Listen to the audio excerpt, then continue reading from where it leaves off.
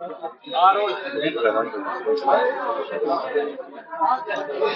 बारामती तालुक्यामध्ये 22 गावांचा आपला दौरा सुरू आहे. 72 गाव आणि 72 सभा असं तुमचं नियोजन आहे. काय सांगाल त्याची? काल 26 गावं झाली, आज 25 गावं आहेत.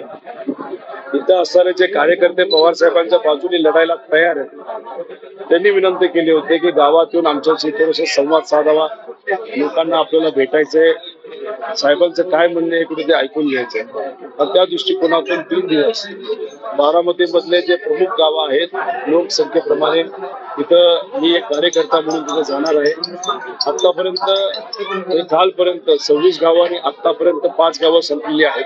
तिथे गेल्यानंतर एक वेगळा उत्साह लोकांच्या मनामध्ये जाणवतो. लोकांनी ठरवलंय की तुतारी वाजवलेला माणूसच चालवायचं आणि मला विश्वास वाटते लोकांना भेटल्यानंतर कमीत कमी 80% मतदान हे तुतारी वाजवलेल्या माणसाला पवार साहेबांना सुप्रियाताईला होईल.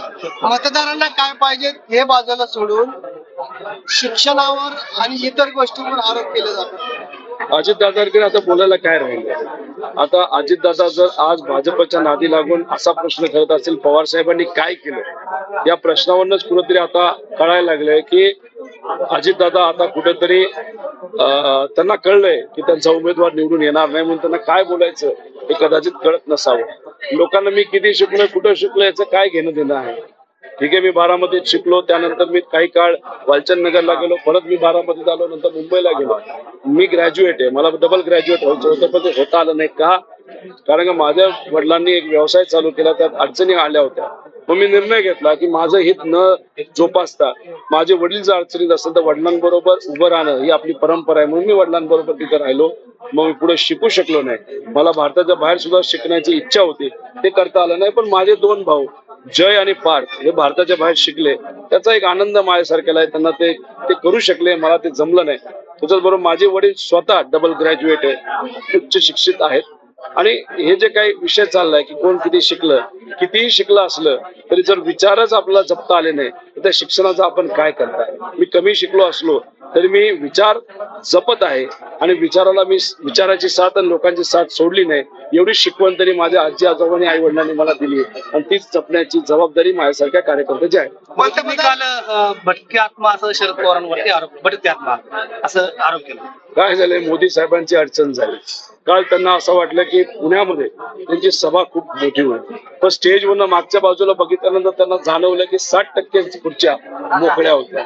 म्हणजे 4 उमेदवारांच्या सभेमध्ये 60% खुर्च्या जेव्हा मोकळ्या असतात, त्यांना कळलंय की पुणे जिल्ह्यामध्ये एक सुद्धा सीट महायुतीचं निवडून येत नाही. आणि मग कुठेतरी ते डिस्टर्ब झाले असावे आणि डिस्टर्ब होता होता विकासावरनं ते भटकती आत्मावर कुठेतरी आले. आता भटकती आत्माचं आणि विकासाचं काय घेणं देणं? पण ठीक आहे, त्यांना कदाचित अध्यात्म माहित नसेल. अध्यात्मामध्ये आपण बघितलं तर अनेक संतांनी सांगितलेलं आहे की आपली जे आपण व्यक्ती म्हणून आपण पंढरपूर आहोत आणि आपली आत्मा हे पांडुरंगराय आहे. त्यामुळे आत्मेला आम्ही कुठल्या दृष्टिकोनातून बघतो तर अध्यात्माच्या दृष्टिकोनातून बघतात.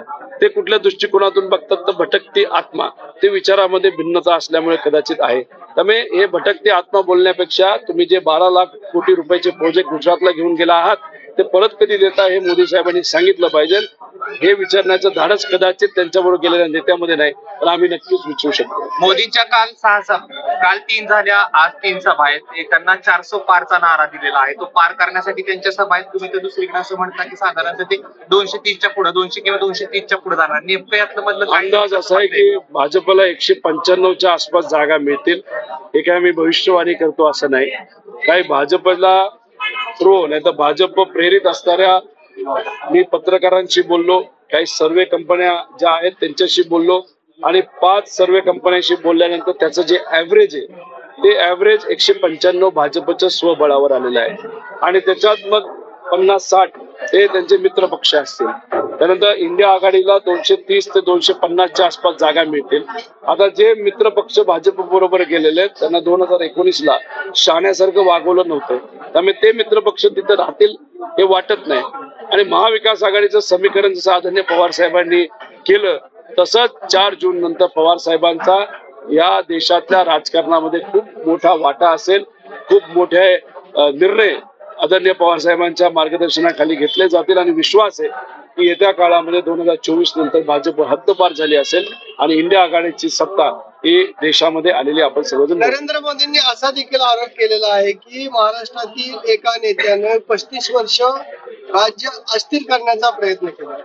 आता शेतकरी अडचणीत नव्हता, शेतकऱ्याला त्याच्या पिकासाठी हमी भाव मिळत होता, विद्यार्थ्यांना स्कॉलरशिप वेळेवर मिळत होती. सगळ्यात जास्त MIDC पवार साहेबांच्या काँग्रेसच्या काळामध्ये आल्या म्हणजे मुला मुलींना हाताला काम मिळत होतं. तुम्ही जर खऱ्या अर्थाने विकासाच्या बाबतीत आकडा बघितला, या देशामध्ये 1 नंबरला सातत्याने आपला महाराष्ट्र राहत होता. विचाराने आपण पक्के होतो. राजकीय दृष्टिकोनातून सुद्धा जे काय राजकारण केलं जायचं त्याच्यामध्ये खालच्या लेवलचं राजकारण नव्हतं. मग अस्थिरपणा कुठं आला होता? अस्थिरपणा भाजपच्या बाबतीत नक्कीच होता. भाजपला सत्तेत येता येत नव्हतं, पण भाजप सत्तेत आल्यानंतर त्यांनी काय केलं तर राजकीय परंपरा त्यांनी अस्थिर केली, लोकांना अस्थिर केलं, 2 समाजामध्ये वाद निर्माण केला, 2 OBC मराठामध्ये वाद निर्माण केला, हिंदू मुस्लिम मध्ये वाद निर्माण केला. महाराष्ट्राला अस्थिर जर कुणी केलं असेल तर ते भाजपली आणि मोदी साहेबांच्या सर्व नेत्यांनी केलं, देवेंद्र फडणवीस साहेबांनी केलं. आणि महाराष्ट्रातले खऱ्या अर्थाने हाताला काम देणारे सगळे प्रोजेक्ट जे होते 2014 पासून आतापर्यंत 12 लाख कोटीचे प्रोजेक्ट हे गुजरातला गेले. त्यामुळे मोदी साहेब बोलत असताना त्यांचीच गोष्ट त्यांच्याच मुखातून फक्त दुसऱ्याचा रेफरन्स देऊन ते बोलत असावे. अस्थिरचं कुणी केलं असेल तर भाजपली केलं, आणि 10 वर्षात वाटोळं जर महाराष्ट्राचं कुणी केलं असेल तर भाजपली केलं. आणि आज भाजपला साथ देण्यासाठी दुर्दैव असं आमच्यातलेच काही नेते तिकडे गेलेत. ती गोष्ट बघितल्यानंतर आम्हाला वाईट वाटतं, पण लोक भाजपला हद्दपार महाराष्ट्र देशातून करतील असा विश्वास आहे. शेवटचा प्रश्न, पक्ष गेला, चिन्ह गेलं, आता आपली सांगता सभा बारामतीत कुठं होणार? आता पक्ष गेला, चिन्ह गेला, जिथं सांगता सभा होती ती ठिकाण गेलं, काही गेलं असलं तरी लोक तिथं